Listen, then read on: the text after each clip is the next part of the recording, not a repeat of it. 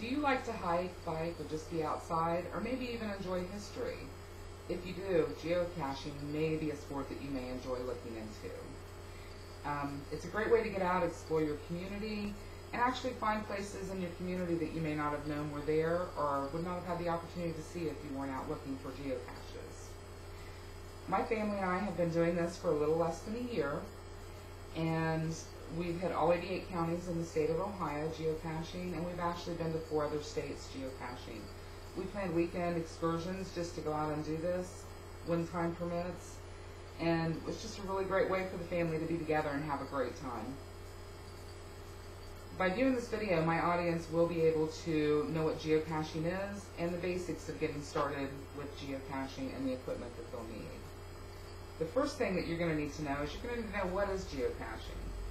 Geocaching is a treasure hunt of sorts that's done with global positioning devices. And basically people go out and they hide things, and you go out and find them, you sign logs, and some of them actually have little gifts that are included in them. It's worldwide, so anywhere you go in the world, you're probably going to have a good chance of finding a place to go geocaching while you're there.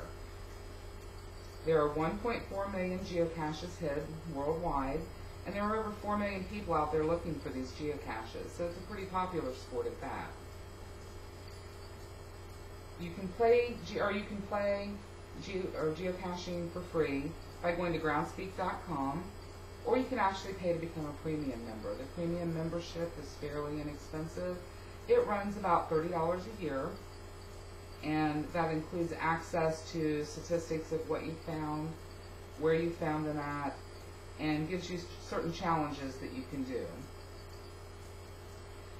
The other thing that you're going to need to know is what equipment do I need? And most people are already equipped to be able to go out and geocache now. Most people have a smartphone anymore these days. So I use my BlackBerry a lot when we're in the city. It just makes it easier. It's a little less inconspicuous to go out and instead of having a GPS device strapped to me. There are free apps that you can get for your smartphones, and you actually just go through your app device and you can look through and just type in geocaching and just look through the devices. A lot of them are free, or you can pay for one of the apps. The one that I have right now costs me about $9.99, and it works great, and it's a one-time fee. GPSs, again, you can go out and buy a GPS device, which we've done because we do this quite a bit, and we're out in the woods quite a bit. They're going to run you about $150 if you decide to do that, or if you have one, you can go ahead and use it. Now, NASA, of course, we know that GPS, global positioning systems, were developed by NASA, and they were actually used for the military. And the military would use them to find the locations of their troops when they needed to know where their troops were located at. This has now blossomed into a whole other dimension where it's used for recreational activities, and it's also used for navigations in our cars. The third point that I would like to make is geocaching is as easy as using your phone. Basically what you're going to do is once you download your device, you're going to go in, ask it to find your position, and tell it what geocaches are around you, and it will pop up all of the geocaches that are around you. You select the one that's closest to you or one that looks interesting to you, and you're off on your adventure.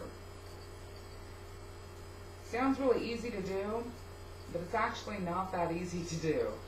We've been out on a lot of these, and people are very, very sneaky, and I think that the more they geocache, the harder it is to find their geocaches. They can run anywhere from the size of a nano, which could be the size of a button, to anywhere as big as a shoebox or larger. So you may think that, oh, well, I've got the position, what's the fun in that? The problem is it isn't always what you think you're looking for. By following these directions, you should be able to find your first geocache. So to recap, some of the things that we've talked about is geocaching is worldwide. It's as easy to start doing as downloading an app to your phone. Could be the free one, or you might want to go ahead and splurge and buy one of the more expensive ones. And the next thing you need to do is to get out, start exercising, and start walking. Start looking for the geocaches that are out on the bike trails and the hiking trails. I promise you it'll be a blast. Now that you've seen the video, I hope that you'll be able to know where to go to start looking to where to find geocaches, and maybe where to find more information at groundspeak.com. Thank you.